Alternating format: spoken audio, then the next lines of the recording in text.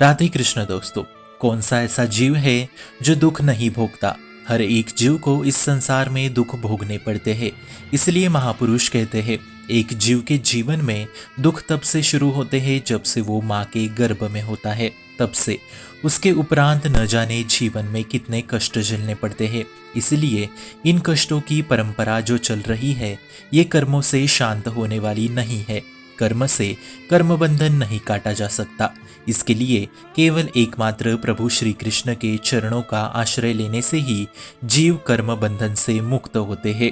इसलिए सभी दुखों से बचने के लिए हमें प्रभु श्री जी की शरणागति लेनी चाहिए। वैसे भक्ति मार्ग में भी कष्ट आते हैं, पर आप वैसे भी बिना भक्ति के कष्टों को झेल ही रहे हो और भक्ति पथ में कृपा का आश्रय लेकर कष्ट मिट सकते हैं। श्री हरि राम व्यास जी महाराज जी कहते हैं दुखों से बचाने के लिए कोई नहीं आता, पर अगर आप भक्ति मार्ग में हो तो बड़ी से बड़ी अनहोनी कृपा के जरिए तुरंत नष्ट होती है, पर इसके लिए श्री जी की शरण आवश्यक है। आगे श्री हरिराम व्यास जी महाराज कहते हैं यहाँ हर एक व्यक्ति से आपको दुख मिलने वाला है, यहाँ सुख है ही नहीं।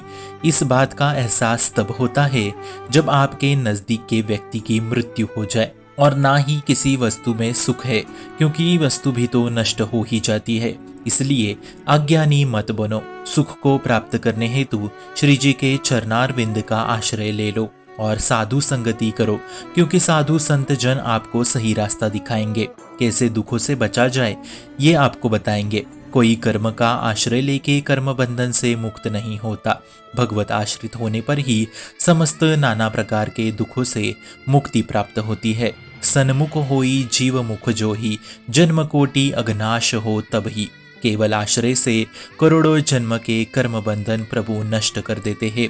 इसलिए थोड़ा बहुत दुख देके पवित्र करते हैं प्रभु आपको, तब हमें धैर्य से काम लेना है।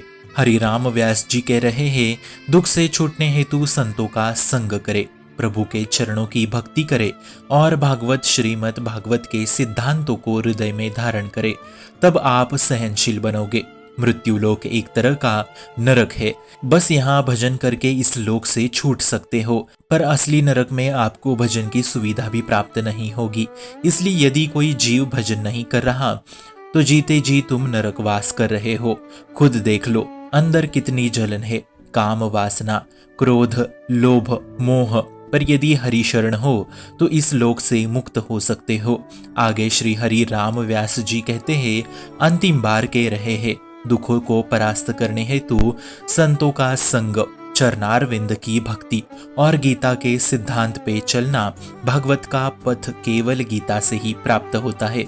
एक एक श्लोक को हृदय में समाना है। इसलिए भक्तों हम हर रोज केवल आपके लिए एक गीता का श्लोक डालते हैं इसी चैनल पे, तो आप एक दिन में एक श्लोक को तो आत्मसात कर ही लीजिए, क्योंकि गीता ज्ञान जैसा और ज्ञान किसी किताब में नहीं है। इसी से भगवत पद का रास्ता पता चलता है और इसी से जन जन का कल्याण होना है। शुभम भवतु कल्याणमोस्तु। भक्ति का प्रसार करने हेतु इस चैनल को अपने मित्र और परिवार संग शेयर जरूर करें और भक्ति दृढ़ करने हेतु इस चैनल को सब्सक्राइब करना ना भूले। राधे राधे।